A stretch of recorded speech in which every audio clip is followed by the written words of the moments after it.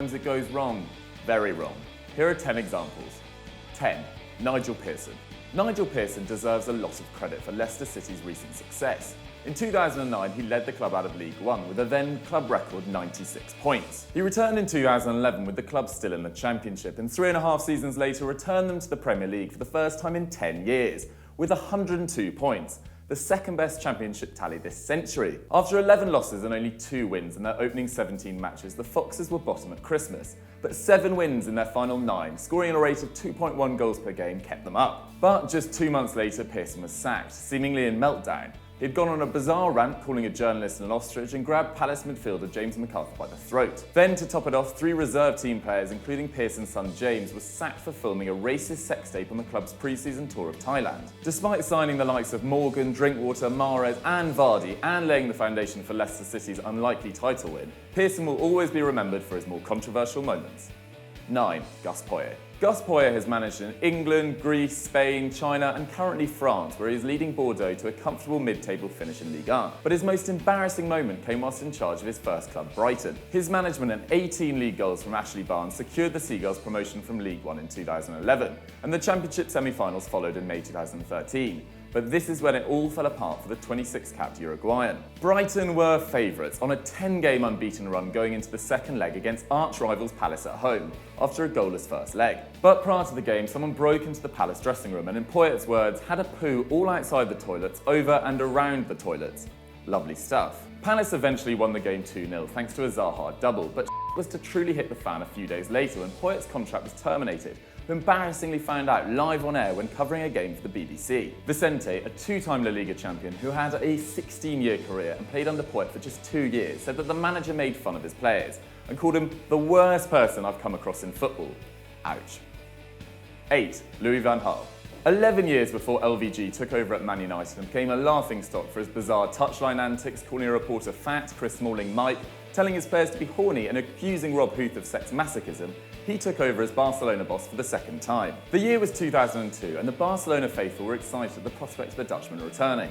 After all, he had won 2 La Ligas and a Copa del Rey in his 3-year spell between 1997 and 2000. But things didn't start well. Van Gaal had a very public spat with Rivaldo, claiming that he had been reserving his best for Brazil and released him. AC Milan picked him up on a free transfer and he promptly won the Champions League. His signings of Robert Enke, Mendieta and Riquelme didn't deliver, and their start to the season was a disaster. 8 losses in their opening 19 league games left the club in 12th, just 3 points above the relegation zone, and Van Gaal was fired. And although Barca rallied under Serbian Radomir Antic, eventually finishing 6th, 22 points behind champions Real Madrid, Van Gaal's reputation with the club has never recovered.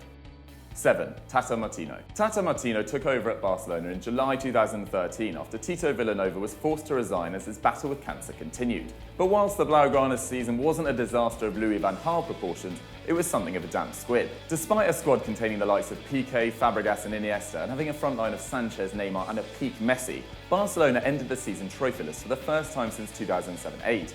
Their last on to Frank Rijkaard. They were knocked out of the Champions League by Atletico Madrid in early April and a week later lost the Copa del Rey final to Real Madrid. On the 17th of May, they had a chance to salvage their season, knowing a win against Atleti would seal their 23rd Spanish title.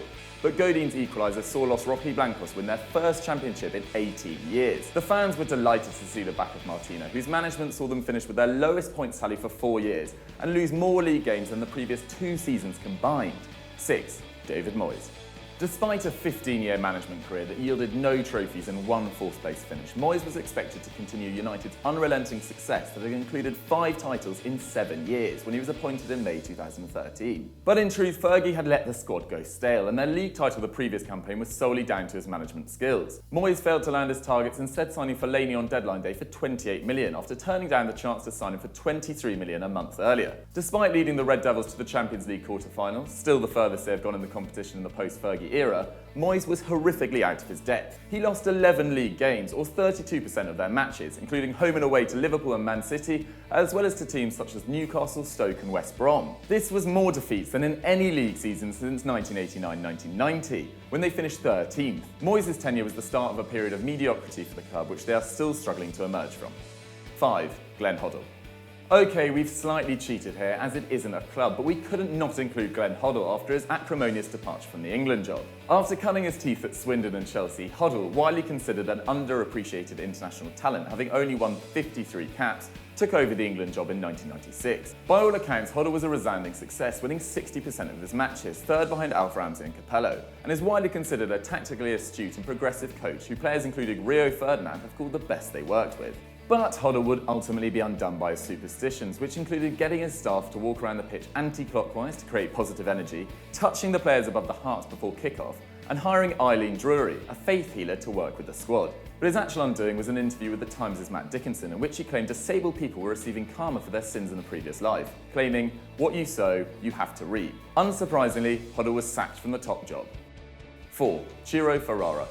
Centre-back Ciro Ferrara is a legend in Naples and Turin, having played over 10 years at both Napoli and Juventus, winning 7 Scudetti, a UEFA Cup and a Champions League across his career. After retiring in the summer of 2005, his old manager Marcello Lippi asked Ferrara to join his technical staff in the Italian national setup. After their World Cup triumph, he became head of Juve's academy and was named temporary manager in May 2009 after Claudio Ranieri was dismissed with 2 games to go. After 2 one-sided victories over Siena and Lazio, the Bianconeri named Ferrara as their permanent manager a month later. The ex-defender went for it, spending £46 million on Diego and Felipe Melo and bringing in former Napoli teammate Fabio Cannavaro on a free. But after winning his first 4 games, including victories over Roma and Lazio, a disastrous turn of results in the new year, which included a 4-1 defeat to Bayern in the Champions League, a Coppa Italia defeat to Inter, and 6 defeats in his final 8 games, saw Ferrara dismissed.